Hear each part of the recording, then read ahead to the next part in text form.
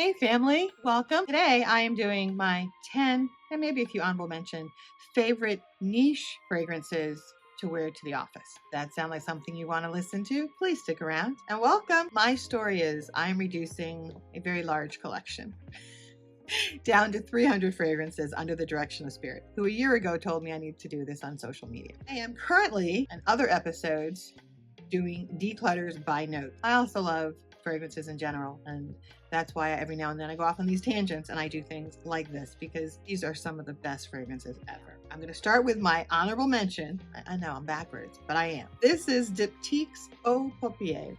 Don't have a full bottle of this, but I think I want one, and that's why it's an honorable mention. This to me is a perfect work scent. There may be some Orus or Iris in here because it's so light and powdery. I don't know if it strikes me as being like paper, but it's just gorgeous. So this is probably on my we'll get by the end of the year list. Let's start with the ones I have in my collection. And this one doesn't get a whole lot of hype. I don't know why. It should. This is Erin's Tangier Vanille d'Or. Erin as a whole, I think the hibiscus palm or something tends to get a lot of time, but this to me is the one that has captured me. Yes, I have a backup bottle of this.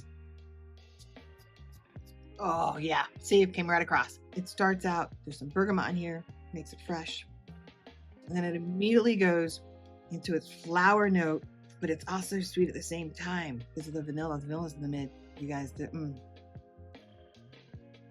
I'm looking at the notes here because I'm actually kind of shocked. I didn't know it had saffron in here. I did not know this. I don't like saffron. You probably know that if you've watched me before. The vanilla and the myrrh, and then of course there's tonka bean. There has to be amber in here somewhere. Yep, I see it. And sandalwood. I don't even know what that is, but it doesn't matter. This has every single note that I absolutely love.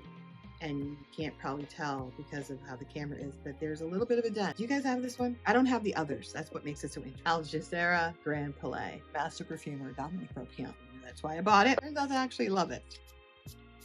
Oh, I can smell it already. It's coming at me. It's sweet on the initial spray. Orangey, red currant. So there's some red fruit and oranges at the top. And then it has floral jasmine osmanthus. And then for me, it goes sandalwood and vanilla. It doesn't have amber or tonka, but it's got two of my favorite four. I keep saying, I just find these so easy to wear. I'm an accountant, senior manager at my firm. I don't want to be walking around being all overpowering. I want to come off. These two out of my niche are two of my favorites to give that impression. I got a new one to my collection and one that has gotten so much hype that it's unbelievable. But this is Tilia. It's my Quentin Beach, so I think that's why a lot of people gave it a lot of hype. This is probably a lighter one, that I'm doing for summer and spring.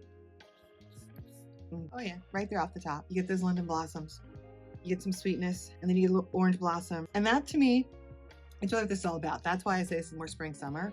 A soft orange blossom, lime blossom, linden blossom, however you want to call it, fragrance. Easy to wear in the spring and summer. You're going to smell good. You're not going to, again, feel anything. Gorgeous one has become a favorite of most everybody, particularly me, this is Letta 22 Orus. This year has been the year of Orus for me. I love that note. I just love it. And this is such a beautifully done, soft, powdery. There may even be some little pepper in there. You wear this to the closing of your house. Are you guys familiar with any of these? What do you think of them? Do you wear them? Do you have something else that you wear? What do you do? This one became a favorite of mine last year. This is Goutal Nuit et Confidence. You can see I have a dent. Do you see that? For me, that's a pretty big dent. It is probably the most vanilla forward of all of the group here because it starts out.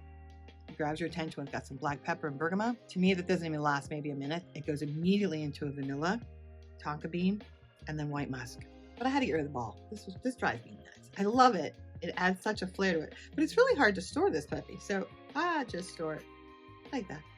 And then every now and then when I want to be fancy, coming up next is Unii Luxury Istanbul.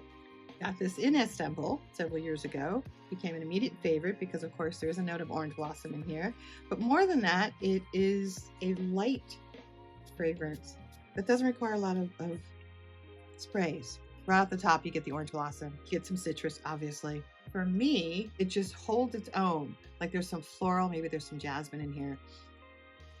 I don't get a lot of vanilla or sandalwood.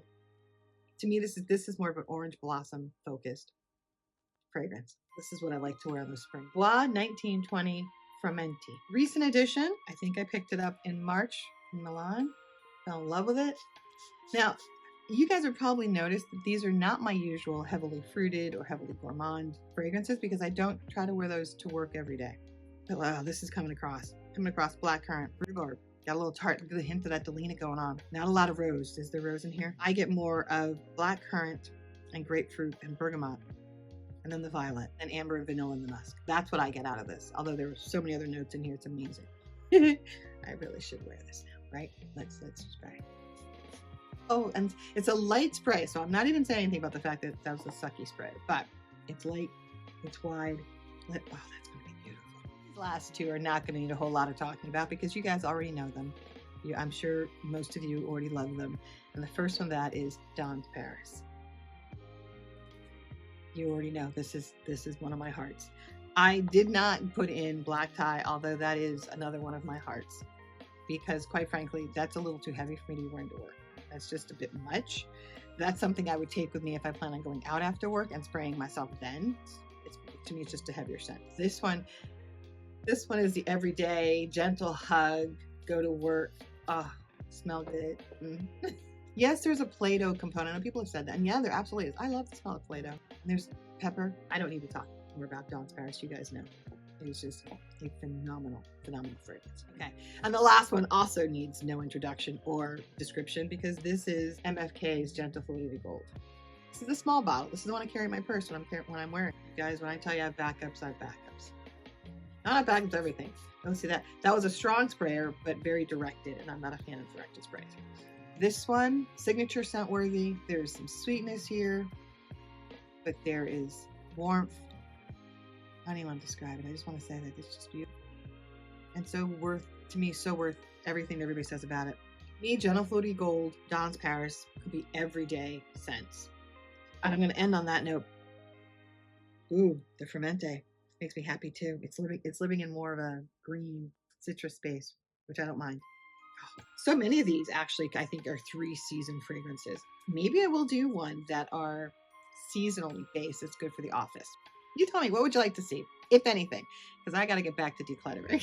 Oh, you guys, I do have some honorable mentions. Let me talk about these for a moment. This is Fleur de Coton collection by Sublime, and this is Cotton Rouge.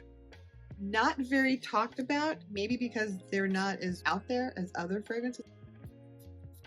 There's fruit in this for sure, red fruit. It smells like raspberries.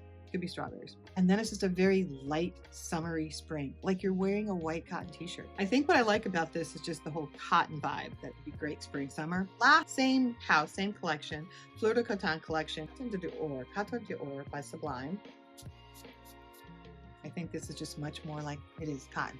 I could wear this every day. And I put it here, even though I believe this may be Middle Eastern. I put it here as niche because I don't know anything about it. Might be hard to find. This is giving me maybe, as I'm smelling it more, Genou Noir, Dama Bianca vibe. That airy, but still the same thing. You're wearing a simple tailored slacks, low pump, white t-shirt, and you have a blazer in your chair in case you have to go to a meeting or something.